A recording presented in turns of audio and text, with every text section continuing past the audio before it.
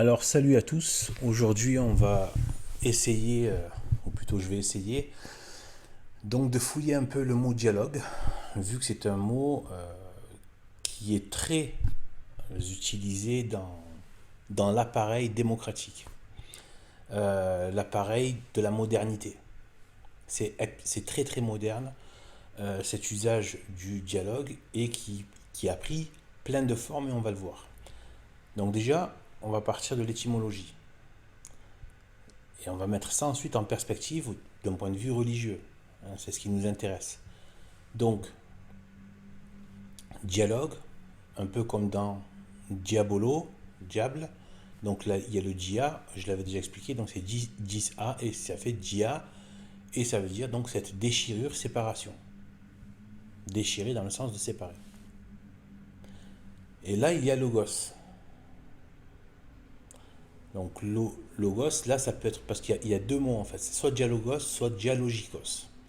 Donc c'est soit dialogos, soit dialogikos. C'est la même origine, c'est le même mot, c'est apparenté, avec une variante qui va être plus dans une question de logique. Mais il y a aussi ça dans dialogos aussi. Ça peut être traduit aussi par une logique. Donc deux logiques différentes ou deux discours différents, deux paroles différentes. Donc, euh, donc quand on, quand on le reporte euh, à la parole, aux échanges entre les hommes et dans la société, eh bien, donc c'est un système qui veut mettre en place deux camps, donc qui est fondé sur la division et non pas sur l'unification, quelque chose qui nous dépasse, qui est plus grand que nous et auquel on doit se conformer pour vivre de la perfection de cette vérité. C'est la société chrétienne. Une société chrétienne, c'est pas plein de démocratie à tous les coins de rue. C'est une société d'obéissance, de prière, d'adoration, de célébration, de création de la beauté, de l'ordre, du bien, etc. Euh, Là, le système, donc, très moderne, et donc, comme j'ai dit tout à l'heure, les formes que ça a pu prendre. Donc, ça, ce mot dialogue, donc on a, ben déjà, ça a pris la forme politique eh bien des parlements avec la gauche et la droite. Donc, donc voilà, donc déjà ça a pris cette forme-là, le dialogue, deux camps, deux logiques, deux discours qui s'affrontent. Et de ça doit naître une société. Donc c'est vraiment, là, ça doit faire l'objet d'autres vidéos, mais, et ça reviendra tout le temps, enfin souvent, parce que c'est vraiment une des logiques sataniques qui est utilisée, c'est ce qui est marqué sur le... Il me semble que c'est marqué dans le billet de 1 dollar américain, le Ordo ab Chao. Je ne sais pas si c'est là-dedans, mais en tout cas, voilà, en tout cas, c'est l'ordre par le chaos. Donc on crée le chaos, et de ce chaos, soi-disant, on va créer un ordre. Il faut voir que Ordo, c'est un peu un synonyme de logos. Parce que une logique est ordonnée. C'est un discours qui a un ordre, qui a une structure. Donc, il y a l'idée de l'ordre. C'est comme si on disait le nouveau logos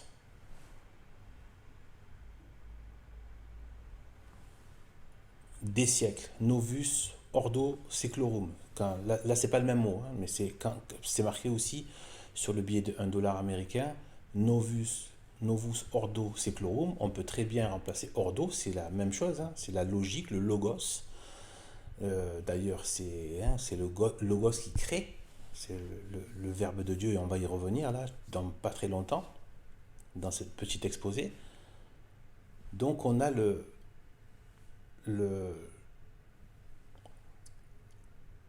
on peut traduire donc par le nouveau logos des siècles. Voilà. Si on n'a pas le discours, la logique de Dieu, ça veut dire la logique du diable.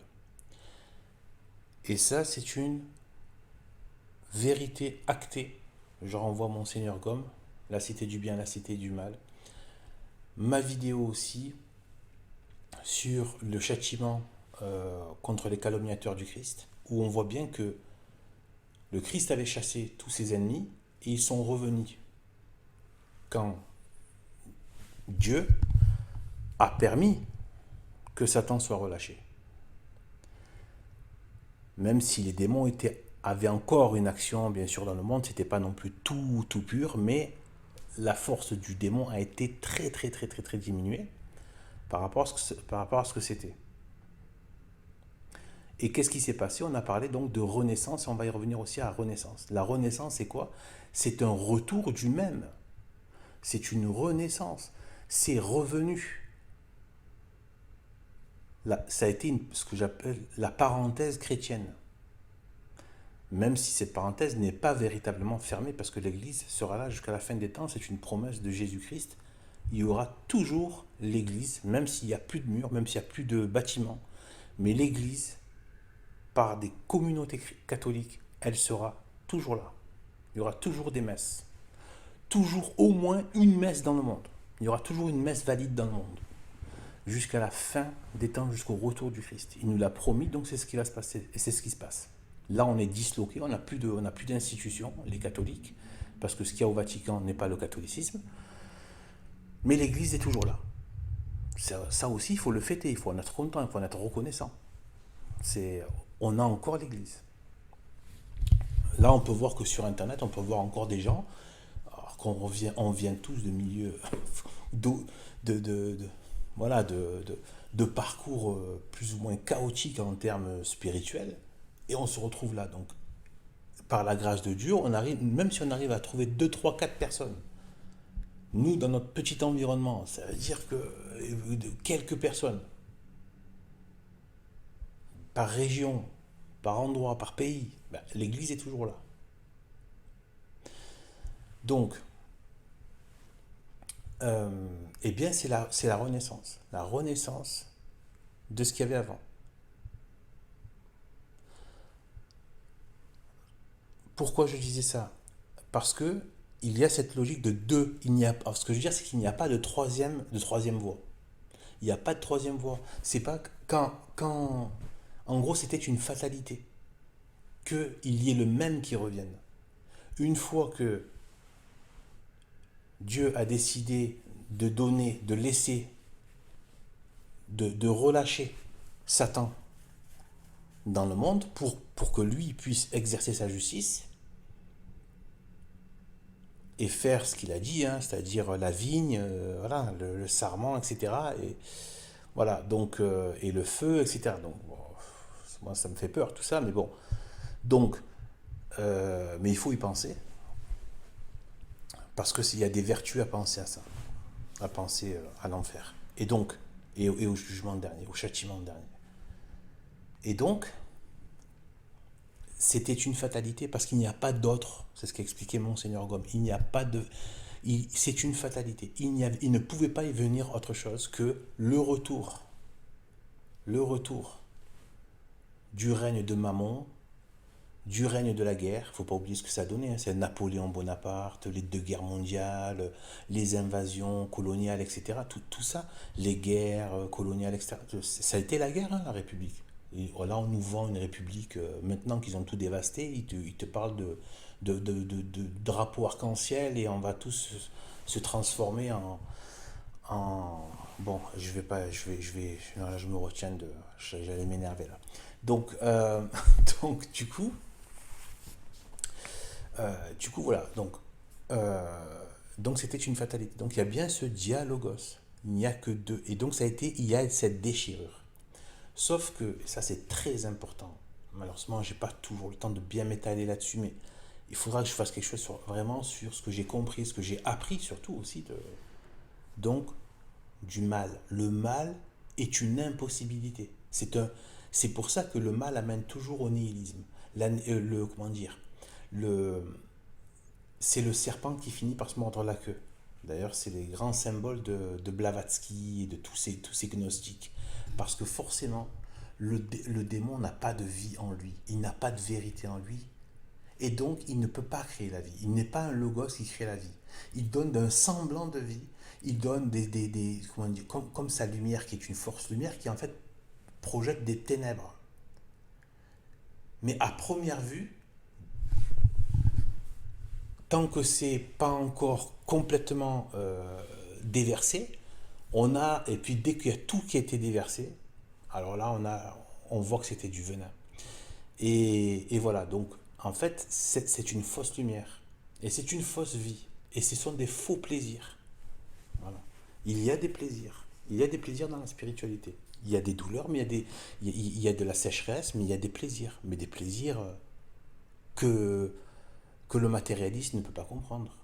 Et c'est vrai, il y a des extases, il y a une paix de l'âme, une joie du cœur, ça existe, c'est vrai. C'est vrai. Donc on a tous vu des catholiques très joyeux, etc. Parce que ça apporte une vraie joie. C'est un plaisir, mais ça c'est le vrai plaisir que donne Dieu, le Christ, le Père et le Saint-Esprit. Tous en un, Dieu. Eh bien, voilà pour la question donc de dialogos. Et en fait, qu'est-ce qu'on voit dans la société moderne du coup? Je disais par rapport aux différentes, toutes les formes que ça a pu prendre avec des mots qui sont que des dérivés du mot dialogue. Le débat démocratique, le débat républicain, le dialogue interculturel, le dialogue interreligieux, résoudre les conflits par le dialogue,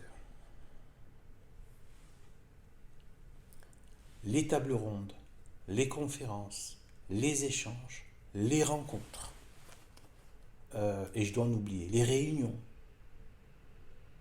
voilà, les conseils, les commissions, c'est que des conseils, des commissions, des échanges, des blabla, des parlements, le parlement d'ailleurs, parlement, etc. et tout, parlementer, etc. Donc, c'est notamment même dans les émissions télé, qui sont de véritables cirques, comme chez Cyril Hanouna, et avant Cyril Hanouna c'était Thierry Ardisson, tout ça. Et il y a plein de formes comme ça où on est toujours en train de faire du dialogue. Cette mise en scène du dialogue. En fait, on s'est habitué à ça. Et on croit que c'est normal de voir des gens en permanence en train de se mettre autour d'une table et blablater.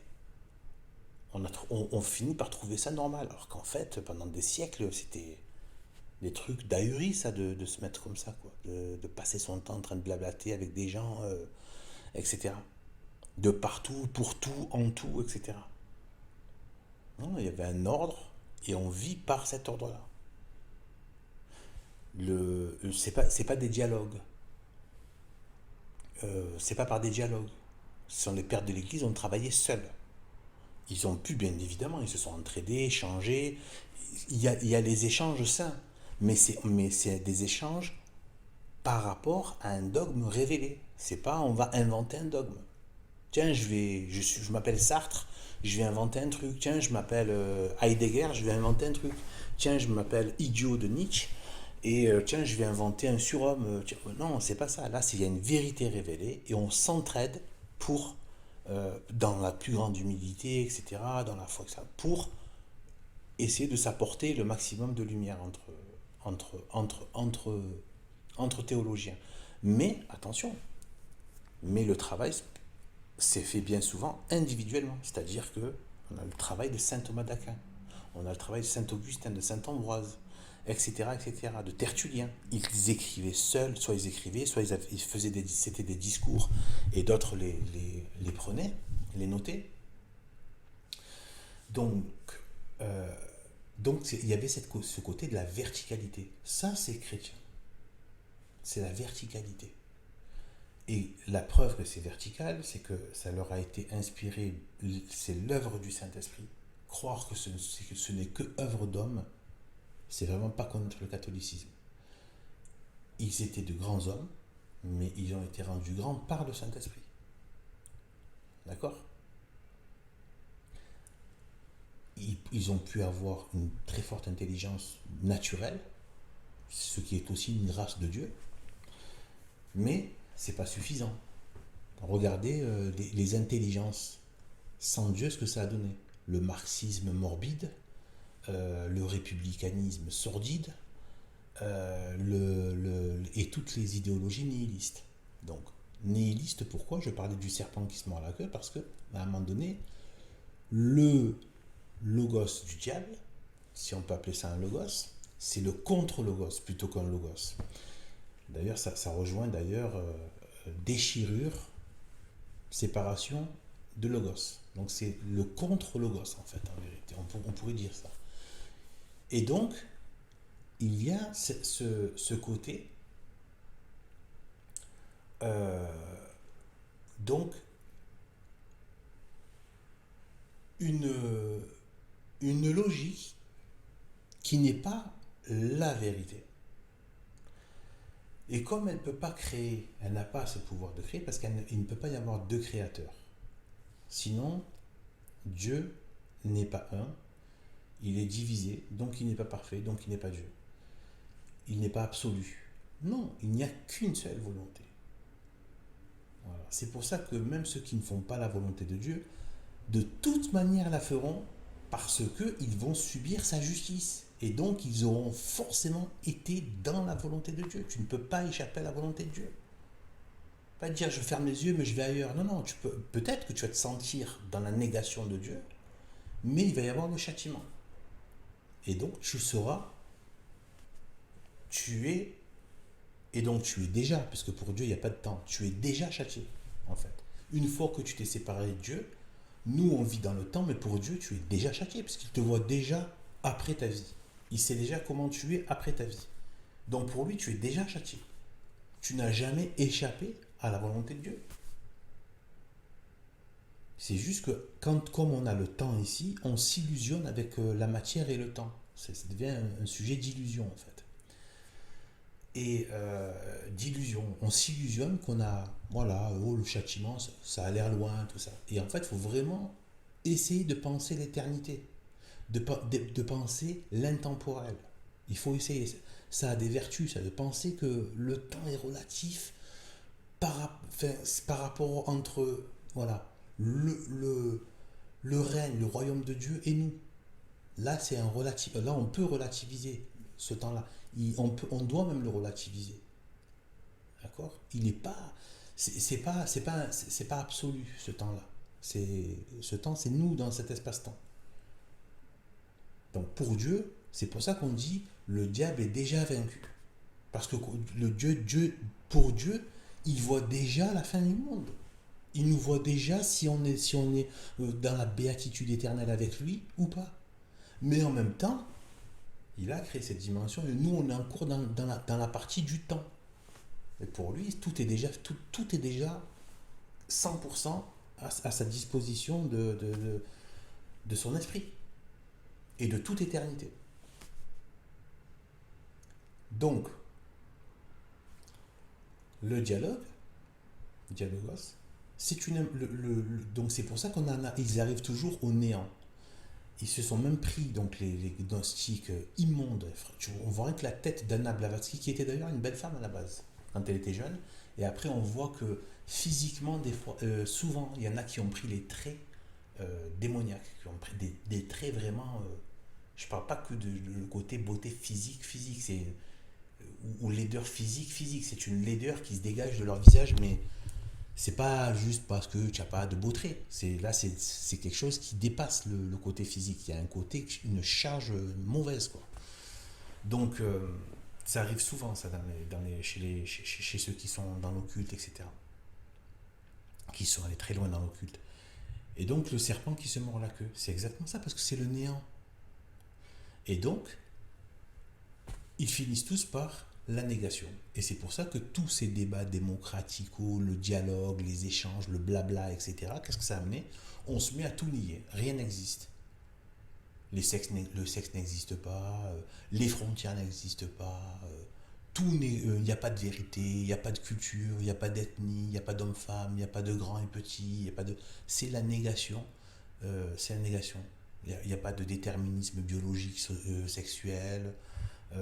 La famille, ça n'existe pas, ce n'est qu'une construction, ça peut exister, ça peut ne pas exister. Donc on est vraiment dans ce nihilisme en fait, dans ce nihilisme. Et incapable de produire la vie, de créer la vie. Voilà. Donc, voilà qu'avec le mot dialogue, ce qu'on peut voir. Mais c'est pas terminé. Avant de vous laisser, je vais vous dire donc quelque chose plus en perspective avec le mot dialogue et la logique satanique. Parce que Satan utilise les noms. J'en ai déjà parlé, Monseigneur Gomme en parle, mais je pense que je remettrai une couche un peu précisément à l'occasion. Je ne vais pas tout faire d'un coup. Dialogue. Imaginons qu'on prenne en compte l'intelligence de Satan. Dans son intelligence, il répand ce mot de dialogue. Et cette tendance du modernisme au dialogue, qui est en plus une fausse démocratie, c'est qu'il n'y a même pas de vrai dialogue. En fait, le dialogue est complètement conditionné. On le sent très bien, que tout le monde se surveille, personne ne peut parler véritablement. Mais donc, parce que tout ce qu'il propose est toujours faux et pervers, en fait. Mais on va dire, dans cette dynamique. La dynamique, il a avancé autour du dialogue. Le dialogos.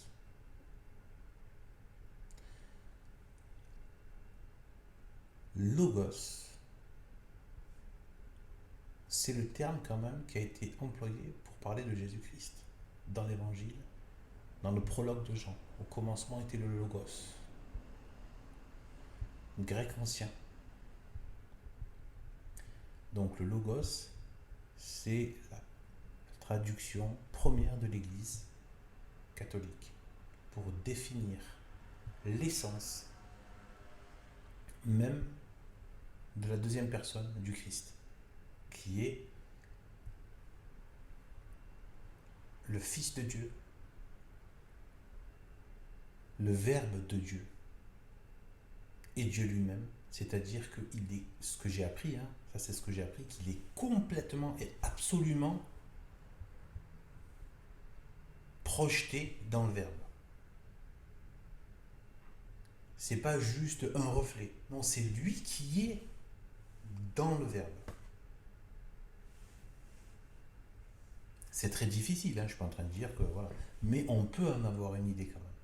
C'est-à-dire c'est une projection parfaite de lui-même, dans toute sa connaissance de lui-même. Et ça a créé une personne même, voilà, qui est lui-même, dans son entièreté, dans toute sa perfection. Donc, on sait qu'après la troisième personne, c'est cet amour qui est né donc entre les deux. Un amour créateur, un amour de vie, qui donne la vie, enfin qui... Voilà quoi. Donc, bon. Voilà. Donc, petite allusion aussi au fait de l'incarnation, qui a été conçue du Saint-Esprit. Donc en fait, le Logos, si on regarde bien, donc, imaginons dans ce sens, et Satan qui voudrait donner une impulsion occulte à ce mot. Donc on aurait dia et logos. Déchirer, séparer du Verbe, du Christ, du Verbe de Dieu. Séparé du Fils de Dieu. Ou s'opposer, parce qu'on a vu qu'il y avait une idée aussi d'opposition dans le dialogue, mais aussi dans le fait de déchirer. Il y a deux parties. Voilà. Se détacher du Verbe de Dieu.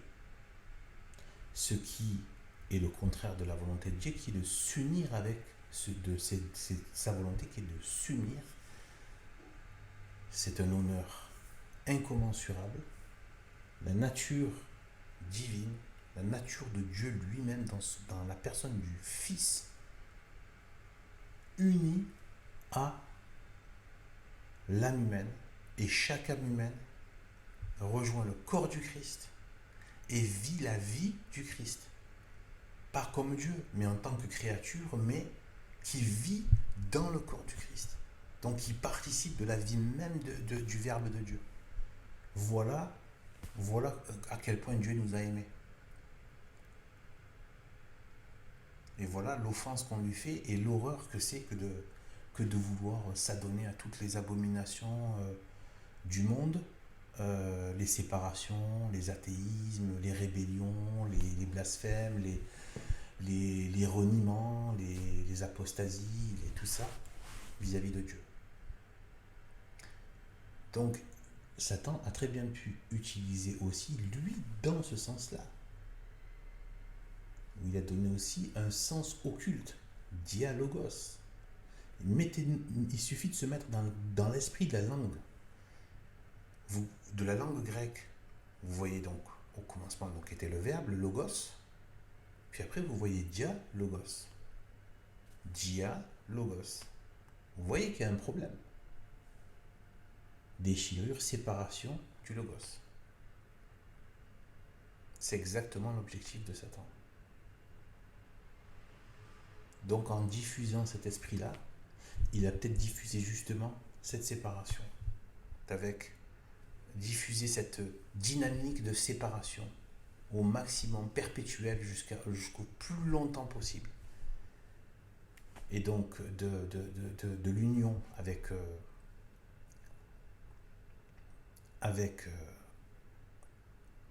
Dieu, alors que c'est tout le contraire que Dieu nous propose, notamment par le baptême d'abord. Et ensuite, pour rester en amitié avec lui, et l'union avec son corps qui se fait dans l'Eucharistie.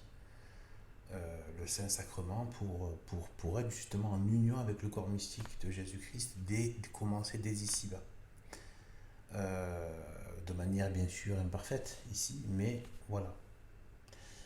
Donc voilà un peu ce qu'on peut trouver. Voilà, j'espère que ça apporte des choses. Je ne peux pas dire que c'est de foi, tout ce que je dis là. J'essaie de rester dans l'esprit de l'Église, dans le dogme. Si jamais je dévie vraiment du dogme, il faut me le dire. Voilà, et voilà. Mais c'est dans cet esprit-là. Voilà. C'est un peu de la prédication que je fais, une sorte de diffusion de la foi, en essayant de garder des précautions et en essayant d'apporter quelque chose qui met l'intelligence dans le bon sens. L'intelligence est faite, c'est ce que j'ai appris, de la bélafite. J'ai mis mon intelligence dans les choses de Dieu. Mais il faut que je fasse attention. Il y a la gourmandise, il y a trop en faire, on peut se perdre dans tout ça. Il y a bien des grands qui se sont perdus. D'accord ? Donc, avec ça. Donc, c'est à la fois une vertu, mais il ne faut pas compter sur ses forces. Donc, il faut toujours se dire, je vais exercer mon intelligence, mais par la grâce de Dieu. Voilà. Donc, s'il y a des choses mauvaises, c'est de ma faute. S'il y a des bonnes choses, c'est de Dieu. Voilà, ça c'est la logique forcément pour tout le monde, hein, pas que même pour des prêtres, tout ça. Même l'abbé Laffitte l'a dit, s'il ne prie pas, eh ben, il n'a pas d'impact dans son sermon. Donc, parce qu'on est faible, enfin, on n'est rien en fait en tant qu'être humain. Voilà. On ne parle pas en notre nom, on parle dans le nom sacré. Voilà. Donc, je vous dis à bientôt et à plus. Salut.